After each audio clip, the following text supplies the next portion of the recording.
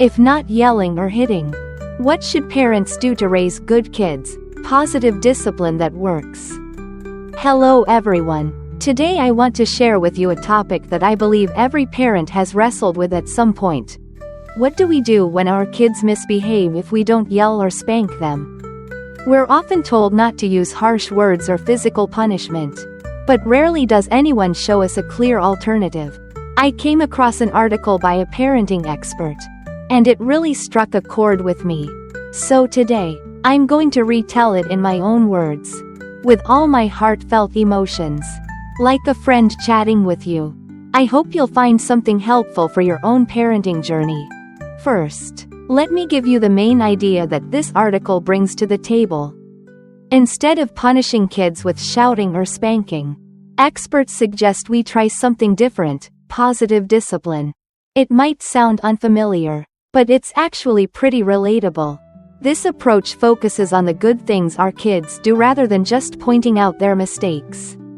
Some practical tips I found really cool include redirecting their attention, praising them when they behave well, using logical consequences, trying time in, giving short and clear requests, and sometimes selectively ignoring certain behaviors.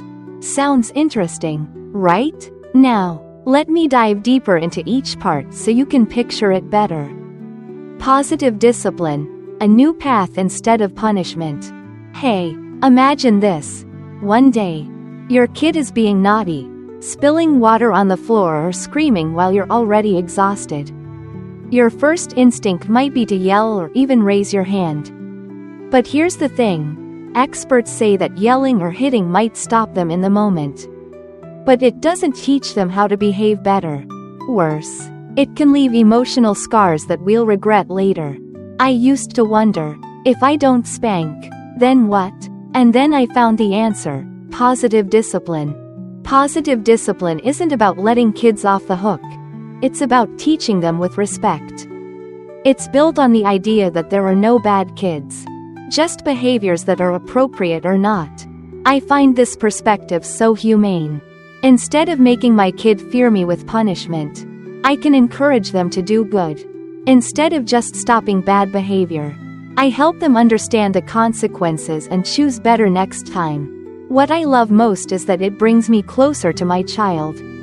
Punishment, on the other hand, sometimes feels like it drives a wedge between us, and it weighs heavy on my heart.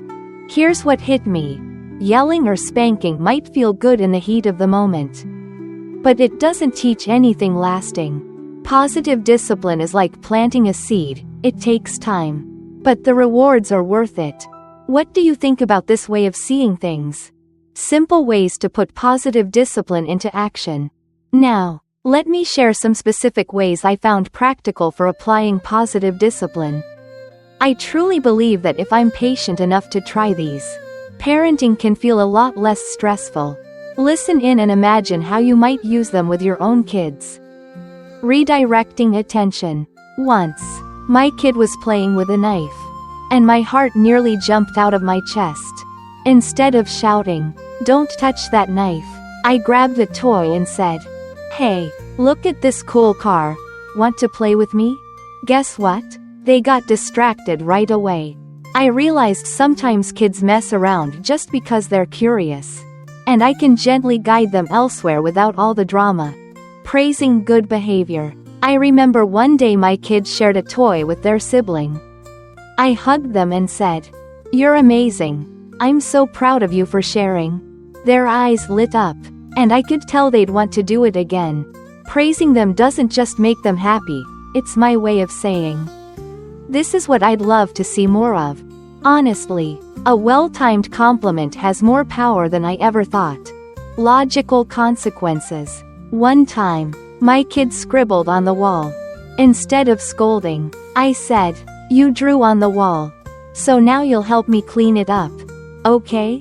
They fumbled with the cloth, then asked, "Can I draw on paper next time?" I nodded and smiled, feeling relieved that they got it. Logical consequences aren't about punishment, they're about learning from actions. It feels fair and teaches responsibility. The time in method. Have you heard of time in? Unlike time out, where you leave the kid alone. Time in is when I sit with them when they're upset or angry. I listen, hug them, ask how they feel, and help them figure things out. Once, my kid was crying because they couldn't watch TV. I sat down, held them, and said, "I know you're sad. Want to read a book together instead?"